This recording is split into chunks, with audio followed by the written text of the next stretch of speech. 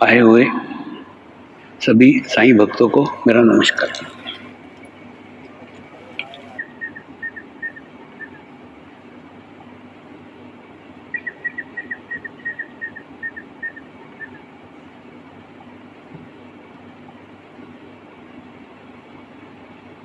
आज के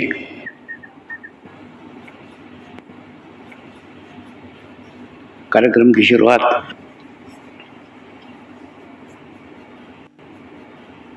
श्री रामदास स्वामी की एक कथा से करने जा रहे हैं।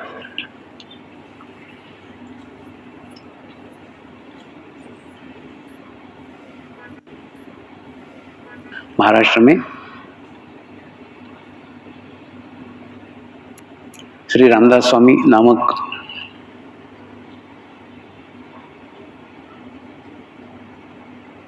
एक महान संत होकर गए।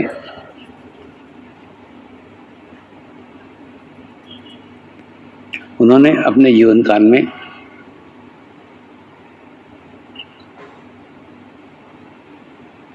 अलग अलग गांवों में जाकर के अलग अलग स्थानों में जाकर के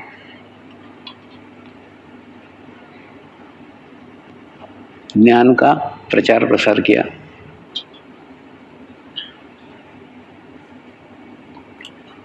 अनुभूति का प्रचार प्रसार किया।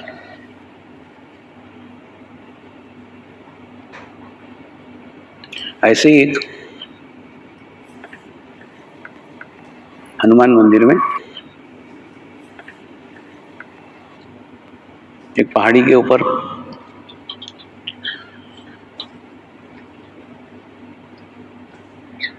प्रवचन दे रहे थे। तो प्रवचन का विषय था अनुभूति।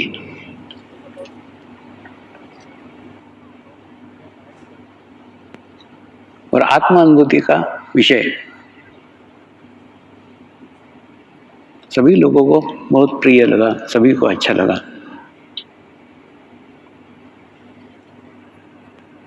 प्रवचन के पश्चात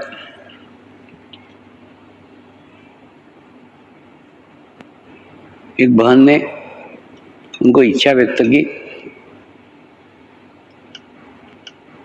कि स्वामी जी, मैं भी अनुभूति पाना चाहती हूँ।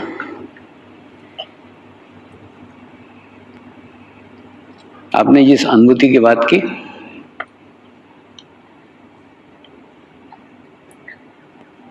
क्या वो अनुभूति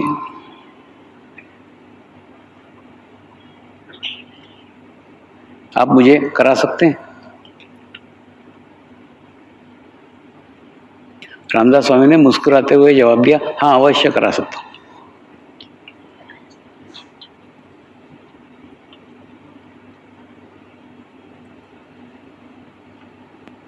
लेकिन केवल मेरी एक शर्त है। वो शर्त ये है कि मैंने खूब दिन से खीर नहीं खाई है और खीर खाने की खूब इच्छा है।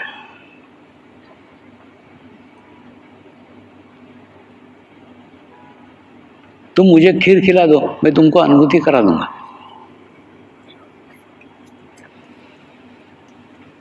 मनी मन बहन ने सोचा, ये सौदा तो बहुत सस्ता है। अगर केवल खीर खिलाने मात्र से आत्म अनुभूति होती हो,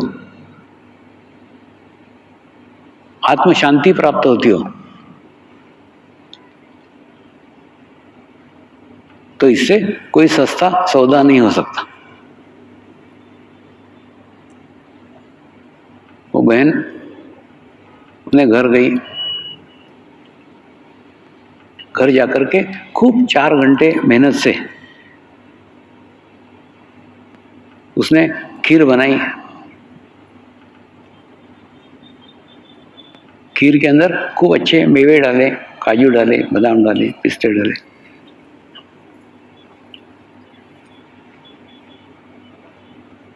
और खूब मेहनत करके खूब भाव के साथ खीर स्वामी जी को अर्पण करने के लिए लेके आई। ये मंदिर एक पहाड़ के ऊपर था। पहाड़ के ऊपर से स्वामी जी ने उसको देख लिया कि वो अपनी ओर आ रही है। वो थोड़े नीचे गए और पास में एक नाला बह रहा था। उस नाले में अपना कमंडलू डाल दिया और नाले का आधा कीचड़ अपने कमंडलू में भर लिया और कमंडलू लेकर के बैठ गए। और जैसे ही बहन पास में आई, उन्होंने वो कमंडलू उसके सामने रख दिया। तू मेरे लिए खीर बना के लाई है ना, ले इस कमंडलू में डाल दे। बहन ने देखा तो वो कमंडलू एकदम गंदा था, उसके अंदर कीचड़ भरा हुआ था, उसमें मिट्टी भरी हुई थी, बदबू भी आ रही थी। बहन ने कहा लाओ मैं पहले कमंडलू स्वच्छ कर दूं, कमंडलू साफ कर दूं, उसके बाद में मैं खीर उसके अंदर डालती हूँ। स्वामी जी ने कहा नहीं नहीं साफ मत कर, ऐसे ही डाल दे। बहन ने समझाया ये कमंडलू गंदा है, इसमें कीचड़ है, इसमें मिट्टी है, इसके अंदर अगर मैं खीर डालूंगी तो खीर खराब हो जाएगी। इसलिए खीर डालने के पूर्व कमंडलू को स्वच्छ करना, कमंडलू को साफ करना, कमंडलू को पवित्र करना अत्यंत आवश्यक है।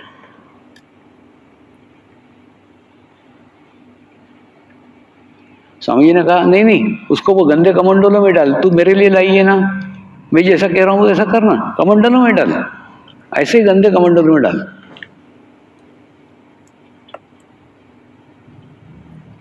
बहन बोली ये खीर मैंने आपके लिए ही बनाई है, ये खीर मैंने आपको देने के लिए लाई है, लेकिन 4 घंटे मेहनत करके मैंने खीर बनाई है। ये खीर आपके गंदे कमंडलों में कैसे डालूं? जब तक आप मुझे आपका कमंडलू स्वच्छ करने नहीं देते तब तक मैं खीर आपको नहीं दूंगी। स्वामी ने कहा एक 4 घंटे मेहनत करके तूने जो खीर बनाई है वो भी तू गंदे कमंडलों में डालना नहीं चाहती।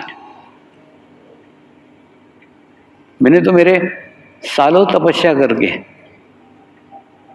सालों ध्यान करके, सालों साधना करके जो परमात्मा का अनुभूति प्राप्त किया है, परमेश्वर का अनुभूति प्राप्त किया है, वो तेरे गंदे कमंडलों में कैसे डालूं? तू भी जब तक कमंडलू स्वच्छ नहीं करती मैं भी मेरी अनुभूति तेरे कमंडलों में नहीं डालूंगा।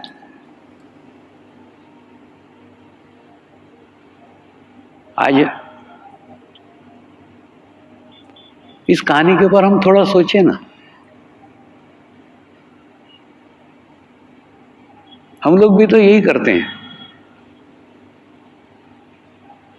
जीवन भर गंदा कमंडलू लेके घूमते रहते हैं। पवित्र स्थानों पे जाएंगे, वहां का थोड़ा चैतन्य अपने गंदे कमंडलों में डालेंगे। किसी मंदिर में जाएंगे, वहां का कुछ अच्छा चैतन्य लेके अपने गंदे कमंडलों में डालेंगे। किसी गुरु के सानिध्य में बैठेंगे, उससे कुछ अच्छा वाइब्रेशंस, अच्छा एनर्जी, अच्छी ऊर्जा ग्रहण करके अपने कमंडलों में डालेंगे, लेकिन कमंडलू नहीं स्वच्छ करेंगे। ऐसा आप जीवन भर करते रहो, ऐसा आप जिंदगी भर करते रहो, तो भी सारा अमृत उस गंदे कमंडलू में विष ही बन जाएगा। आज से इस प्रक्रिया को बदल दो, चेंज कर दो। आज से कोई स्थान पे, कोई पवित्र स्थान पे मत जाओ, किसी गुरु के पास मत जाओ, किसी स्वामी के पास मत जाओ, किसी मंदिर में मत जाओ, कहीं से भी एनर्जी इकट्ठा ही मत करो, ऊर्जा इकट्ठा ही मत करो। अरे दूसरे के लिए छोड़ो ना, जिनके कमंडलू सच्चे हैं, जिनके कमंडलू पवित्र हैं, उनके लिए एनर्जी को छोड़ो। सर्वप्रथम अपना कमंडलू स्वच्छ करो। कमंडलू से अर्थ है चित्त। सर्वप्रथम आप आपका चित्त शुद्ध करो, आप आपका चित्त पवित्र करो। चित्त पवित्र करने के पहले चित्त क्या है वो भी समझने की आवश्यकता है। कई लोग मन और चित्त को एक ही समझते, ऐसा नहीं है। मन अलग है और चित्त अलग है।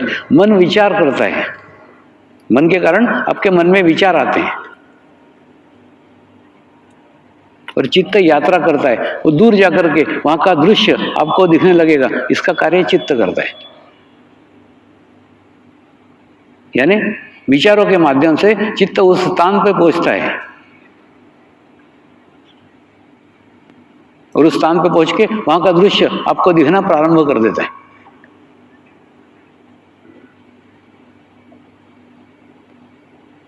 दूसरा, जब तक हम हमारा चित्त रूपी कमंडलू स्वच्छ नहीं करते, तब तक हम दुनिया का कितना भी अमृत इकट्ठा कर ले, कितनी भी अच्छी ऊर्जा एकत्र कर दे, सब हमारे गंदे कमंडल में गंदी ही हो जाएगी। तो आवश्यकता है सर्वप्रथम आपको आपका कमंडलू स्वच्छ करने की। आप कल्पना करो ना कि आप एक गंदे पानी की बोतल हो, ये पूरी बोतल गंदे पानी से भरी हुई है। उस गंदे पानी के बोतल को लेकर के आप किसी मंदिर में जाते हो, थोड़ा सा झुकते हो, वहां पे एक दो बूंद वहां पे छलकाते हो, तो होता है थोड़ा आराम मिलता है। एक दो बूंद गंदा पानी निकल गया तो आराम मिलता है, अच्छा लगता है। फिर दूसरे किसी पवित्र स्थान पे जाते हो, वहां पे थोड़ा सा झुकते हो, दो चार बूंदे अपनी गिरा देते हो, वहां पे भी जाके अच्छा लगता है। फिर किसी गुरु के पास में जाते हो, उसके सामने थोड़ा सा झुकते हो, दो चार बूंदे वहां भी टपका देते हो। अरे बाबा, ये दो चार बूंदे टपकाने से काम नहीं चलेगा, अक्की बोतल भरी हुई है अंदर।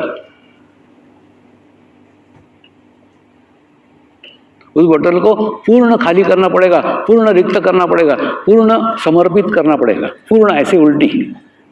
ऐसे जहां पे जाके आप उल्टी करोगे, पूरा गंदा पानी आपके अंदर का सारा बाहर निकल जाएगा। और जब गंदा पानी बाहर निकल जाएगा ना, तो शुद्ध पवित्र एनर्जी को, ऊर्जा को कहना नहीं पड़ेगा भीतर आ जा, भीतर आ जा, भीतर आ जा, नहीं। जिस प्रकार से हवा ऑटोमेटिकली अंदर आ जाती है, हवा को बुलाना नहीं पड़ता। जैसे आपकी गंदी बोतल खाली हो गई, ऑटोमेटिकली हवा भर गई, ठीक उसी प्रकार से जिस दिन आपका चित्त रूपी कमंडलू पूर्ण शुद्ध हो जाएगा, पूर्ण पवित्र हो जाएगा, परमात्मा आपके भीतर ही प्रकट हो जाएगा।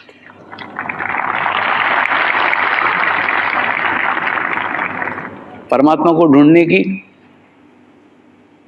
परमात्मा को खोजने की कोई आवश्यकता नहीं है, वो आपके ही अंदर है, आपके भीतर है। सिर्फ स्थान को पवित्र करने की आवश्यकता है। Thanks for watching. Like, Comments share, and subscribe.